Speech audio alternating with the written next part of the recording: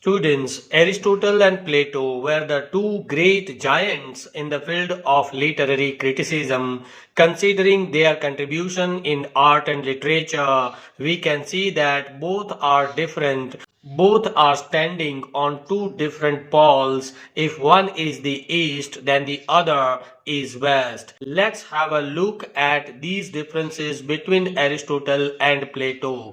See, number one, Plato lived during the 5th century BC and Aristotle lived during the 4th century BC. Plato was the disciple of Socrates and Aristotle was the disciple of Plato. Plato was an idealist, a philosopher who believed that this world is an illusion. This is not a real world that we see with our physical eyes. And Aristotle was a scientist, a philosopher, believed that this world, the world of senses, is the real world.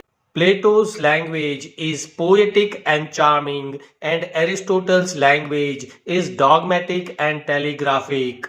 Plato was the original genius who formulated new terminology and some very important documents in philosophy, and Aristotle is a follower who takes this terminology and doctrines given by Plato but uses them to formulate a new theory. For Plato, poetry is an imitation of imitation, which means a copy. But for Aristotle, poetry is not simply a copy, not simply an imitation. It is something more than that. Aristotle says that this imitation means reconstruction. Plato linked poetry to painting and Aristotle links poetry to music. Plato rejected poets and poetry on emotional, intellectual, moral, and philosophical grounds in his books Ion and Republic. On the other hand, Aristotle justifies poetry morally, emotionally, and intellectually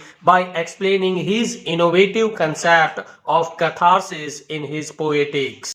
Plato regarded emotions as something which is worthless, something which should be avoided, but Aristotle talks about the importance of emotional outlet in man's life when he talks about the theory of catharsis.